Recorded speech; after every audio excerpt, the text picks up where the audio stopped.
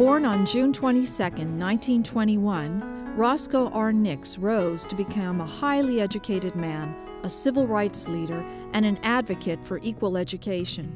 Through his work with the Justice Department, NAACP, and the Montgomery County Board of Education, he became a living hero and an inspiration to the African American community.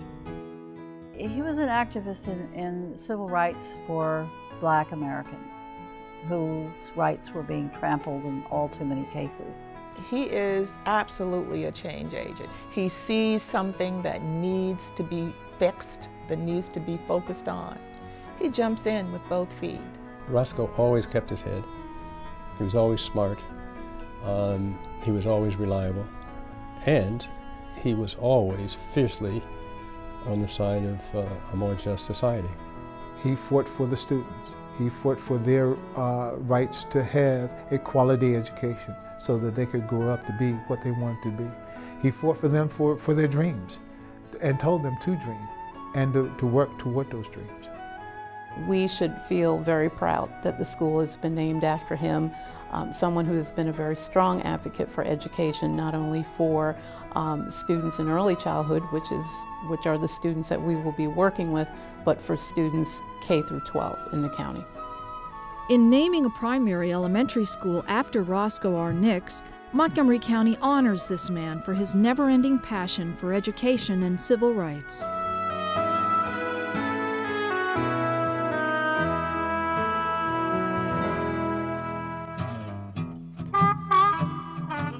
I was born in a very small town named Greenville, Alabama.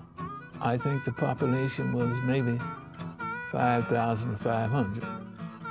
There were 9 of us who were children, 5 boys, 4 girls.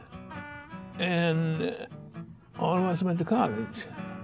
They didn't intend for us to stay there, being servants and picking cotton. My father despised segregation, and he passed that on to us. He did not believe that people who were white were superior to him. Roscoe Nix graduated from Howard University, majoring in history and minoring in economics and education. Mr. Nix served in the United States Army during World War II. He married Emma Coble in November of 1952 and became a devoted husband and father of 2 daughters. I have 2 daughters who graduated from the schools in Montgomery County. So I'm very proud of them and what they've done. Whether at home or at work, his life was devoted to change for the greater good. The civil rights movement was about the business of improving the lot of Black folk. And so it was easy for me to identify with that. And when I ended up in the Justice Department, I remember one of my white friends saying to me, "Here you're going to get paid for doing the things you've done already." During his tenure with the United States Justice Department, Mr. Nix worked for the Community Relations Service, a conflict resolution agency. He traveled to America's troubled cities, cities that were experiencing civil unrest due to discrimination in employment, education, and housing, inadequate public transportation and health services, as well as police brutality.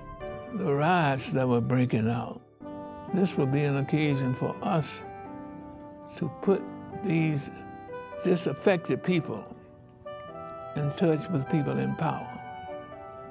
And as much as we could, we did. Roscoe Nix was essentially the brains behind constructive social action in a whole range of cities across the country. He would go see a city in trouble, figure out why it was in trouble, figure out who in the community had the will and the ability to change things, and he would help them formulate a plan of action. When Mr. Nix left the Justice Department, he continued his zeal and quest for justice, both nationally and closer to home in Montgomery County, Maryland. He was a man that had tremendous movements here, sit-ins, on education, sit-ins on civil rights. He did what he said he would do. If he said that we needed to get out there and walk, he was the first one there to walk. He was the first one there to protest. He was the first one to speak up for equality for all people. He laid himself on the line to walk a picket line or to integrate a restaurant. He tested the laws himself on a personal basis. In 1974, Roscoe Nix was elected to the Montgomery County Board of Education. When Roscoe and I were on the board, he and I and 2 other members wanted to change things so that you didn't have kids of all one race in one school and kids of all another race in another school. 4 of us wanted to do something to address racial imbalance, and 3 of us didn't. But we were not at each other's throats, largely because of Roscoe. He kept things civilized and friendly on the board at its worst moments.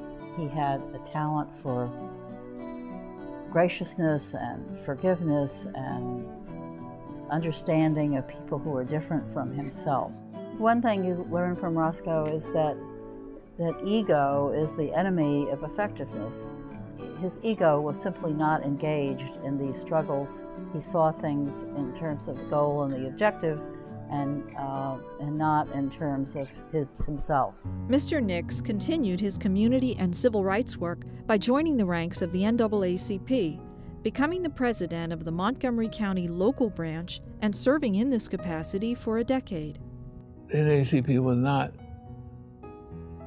protesting enough, letting one of the worst school boards in the history of this board run over them and kick them around. So I decided I was going to run for president. It was necessary during his era as president to use some of the old civil rights tactics. We picketed because we wanted to get the message to them that the issues that we were talking about were important to our community. And there was never a public hearing or a forum or a press conference that Roscoe was not front and center. Roscoe was the spark.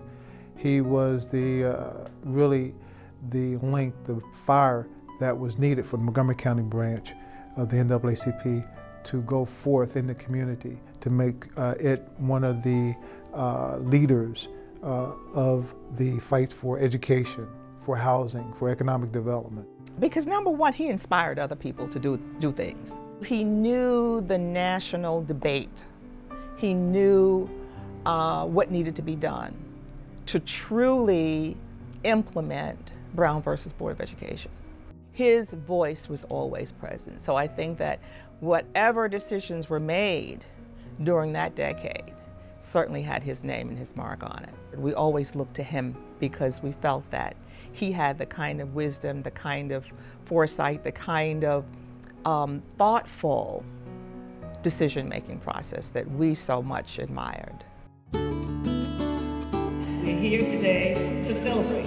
One of the things I'm most proud of is that Dr.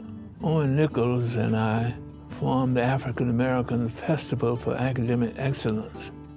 It gives out awards to youngsters who have achieved academic excellence. And if you go up to the 12th grade and you do well, and you have 3.7 or above, you get some cash. He noticed that black kids in Montgomery County weren't getting any recognition for academic excellence. They were, in fact, punished by their fellow students for acting white, as it was called then and now. Acting white, that drives me crazy. You know, to tell somebody that you're acting white because you're smart. And that's one of the reasons we started the African American Festival. It was so the students would see that in their own community, people thought well of them if they were academically excellent. That this put down was not a part of our tradition. every time he got up to speak, he says, we've got to get these kids to value education, to respect themselves and to do well, and to really feel that it's okay to be smart. It's cool to be smart. So let's give them a platform, showcase them. He wanted to make a difference in the way that African American students looked at education and at the way that they performed in preparing themselves educationally. And I think he's made a major contribution in that regard.